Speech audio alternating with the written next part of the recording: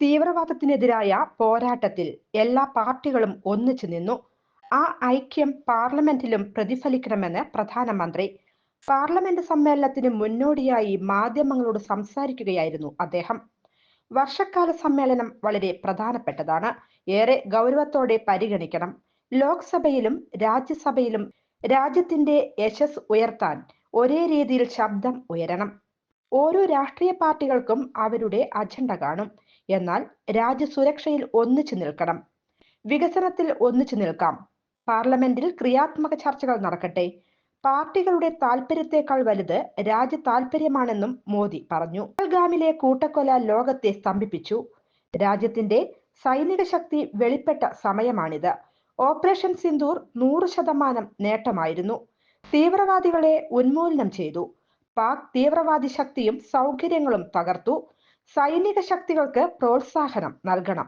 കൂടുതൽ ശാക്തീകരണം, അതിനായുള്ള ഗവേഷണ പരിപാടികളും പുരോഗമിക്കുകയാണെന്നും പ്രധാനമന്ത്രി പറഞ്ഞു. ഇന്ത്യയുടെ സൈനിക ശക്തി ലോകം തിരിച്ചറിഞ്ഞിരിക്കുന്നു. ഓപ്പറേഷൻ സിന്ദൂറിലൂടെ പാകിസ്ഥാന്റെ തീവ്രവാദ ശക്തി തകർത്തു.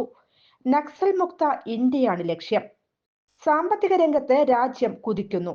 25 കോടി ജനങ്ങളെ ദാരിദ്ര്യത്തിൽ നിന്ന് കരകയറ്റി. അതിവേഗത്തിൽ ലോകത്തിലെ 3ാമത് സമ്പദ് ശക്തിയായി. വിലക്കയറ്റം, നാണയപ്പെരുപ്പം തുടങ്ങിയവയെല്ലാം നിയന്ത്രണത്തിലാക്കി. ഡിജിറ്റൽ ഇന്ത്യയിൽ മുന്നേറ്റമുണ്ടായി. UPIയിലെ നേട്ടവും പ്രധാനപ്പെട്ടതാണ്. ആരോഗ്യ മേഖലയിലും മികച്ച മുന്നേറ്റം കൈവരിക്കാനായെന്നും പ്രധാനമന്ത്രി പറഞ്ഞു. News desk anytime news. തീവ്രവാദത്തിനെതിരായ പോരാട്ടത്തിൽ എല്ലാ പാർട്ടികളും ഒന്നിച്ചു നിന്നു. ആ ഐക്യം പാർലമെന്റിലും പ്രതിഫലിക്കണമെന്ന് പ്രധാനമന്ത്രി. പാർലമെന്റ് സമ്മേളനത്തിന് മുന്നോടിയായി മാധ്യമങ്ങളോട് സംസാരിക്കുകയായിരുന്നു അദ്ദേഹം. വർഷകാല സമ്മേളനം വളരെ പ്രധാനപ്പെട്ടതാണ്. ഏറെ ഗൗരവത്തോടെ പരിഗണിക്കണം.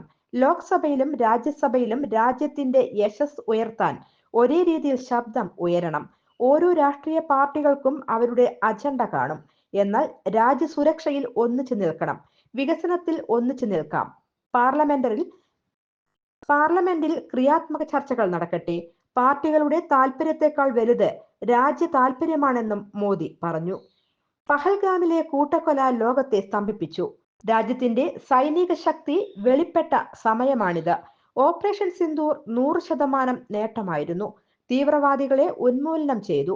പാക് തീവ്രവാദി ശക്തിയും സൗകര്യങ്ങളും തകർത്തു. സൈനിക ശക്തിക്ക് പ്രോത്സാഹനം നൽകണം. കൂടുതൽ ശാക്തീകരിക്കണം. അതിനായുള്ള ഗവേഷണ പരിപാടികളും പുരോഗമിക്കുകയാണെന്നും പ്രധാനമന്ത്രി പറഞ്ഞു. ഇന്ത്യയുടെ സൈനിക ശക്തി ലോകം തിരിച്ചറിഞ്ഞിരിക്കുന്നു. ഓപ്പറേഷൻ സിന്ദൂറിലൂടെ പാകിസ്ഥാന്റെ തീവ്രവാദ ശക്തി തകർത്തു. നക്സൽ മുക്ത ഇന്ത്യയാണ് ലക്ഷ്യം. സാമ്പത്തിക രംഗത്ത് രാജ്യം കുതിക്കുന്നു. 25 കോടി ജനങ്ങളെ ദാരിദ്ര്യത്തിൽ നിന്ന് കരകയറ്റി. അതിവേഗത്തിൽ ലോകത്തിലെ 3ാമത് സമ്പദ് ശക്തിയായി. വിലക്കയറ്റം, നാണയപ്പെരുപ്പം തുടങ്ങിയവയെല്ലാം നിയന്ത്രണത്തിലാക്കി. ഡിജിറ്റൽ ഇന്ത്യയിൽ മുന്നേറ്റമുണ്ടായി. UPIയിലെ നേട്ടവും പ്രധാനപ്പെട്ടതാണ്. ആരോഗ്യ മേഖലയിലും മികച്ച മുന്നേറ്റം കൈവരിക്കാനായെന്നും പ്രധാനമന്ത്രി പറഞ്ഞു. News desk anytime news. പ്രായം എത്രയായാലും ഒന്ന് നടക്കാൻ ആഗ്രഹിക്കാത്തവർ ലോകത്തെവിടെയും ഉണ്ടാവില്ല. ലോകമെമ്പാടുമുള്ള ജനങ്ങളെ ഏതാണ്ട് ഒരേ രീതിയിൽ അലട്ടുന്ന പ്രശ്നമാണ് മുട്ടുതേയ്മാനം. 45 കഴിഞ്ഞവർക്ക് മുട്ടുതേയ്മാനം കണ്ടുവരുന്നുണ്ട്. മുട്ടുതേയ്മാനം സംഭവിച്ചവർ മുട്ടുമടക്കാൻ പോലും കഴിയാതെ വീടിനുള്ളിൽ ഒതുങ്ങിക്കൂടേണ്ടി വരുന്ന അവസ്ഥയാകും. അത്തരം രോഗികളുടെ ജീവിതം തന്നെ മാറുന്ന വിധത്തിൽ നൂതന സാങ്കേതിക വിദ്യ ഉപയോഗിച്ചുള്ള ശസ്ത്രക്രിയ പ്രചാരം നേടിക്കഴിഞ്ഞു. കൃത്രിമ മുട്ട് മാറ്റിവെക്കുന്നതിനായി സാങ്കേതിക വിദ്യ സ്വന്തം പരീക്ഷണാടിസ്ഥാനത്തിൽ കണ്ടെത്തുകയും അതിൽ വിജയം കാണുകയും ചെയ്ത വ്യക്തിയാണ് ഡോക്ടർ പ്രേംകുമാർ. വടക്കാഞ്ചേരിയിലെ മാക്സ് കെയർ ഹോസ്പിറ്റലിലാണ് ഡോക്ടർ സർവീസ്. ഇവരുടെ ഈ സേവനം എന്നെ കേൾക്കുന്ന നിങ്ങൾക്ക് ആർക്കെങ്കിലും ആവശ്യമുണ്ടെങ്കിൽ ഡോക്ടറെ കോണ്ടാക്ട് ചെയ്യുന്നു. അങ്ങനെ നിങ്ങളുടെ ബുദ്ധിമുട്ടുകൾ മാറ്റട്ടെ. ഞാൻ എൻ്റെ ജീവിതത്തിൽ എത്ര ചിന്തിക്കാറുള്ളൂ, ഞാൻ കാരണം ഒരു മനുഷ്യന്റെ ബുദ്ധിമുട്ടുകൾ മാറ്റാൻ പറ്റിയാൽ, എല്ലാ ബുദ്ധിമുട്ടും അവന്റെ മാറ്റാൻ നമുക്ക് പറ്റില്ല, ഒരു ബുദ്ധിമുട്ടെങ്കിലും മാറ്റാൻ. രണ്ടെണ്ണം മാറ്റല്ലേ? രണ്ട് ബുദ്ധിമുട്ട് മാറ്റാം കേട്ടാ. കാലിന്റെ മുട്ടിന്റെ ബുദ്ധിമുട്ട് അത് നമ്മൾ മാറ്റി തരും. ചുരുക്കി പറഞ്ഞാൽ ഈ വടക്കാഞ്ചേരിക്കാരൻ ഡോക്ടർ പ്രേംകുമാറിന് മുന്നിൽ മുട്ടുമടക്കാത്തവർ ആരും ഉണ്ടാകില്ല.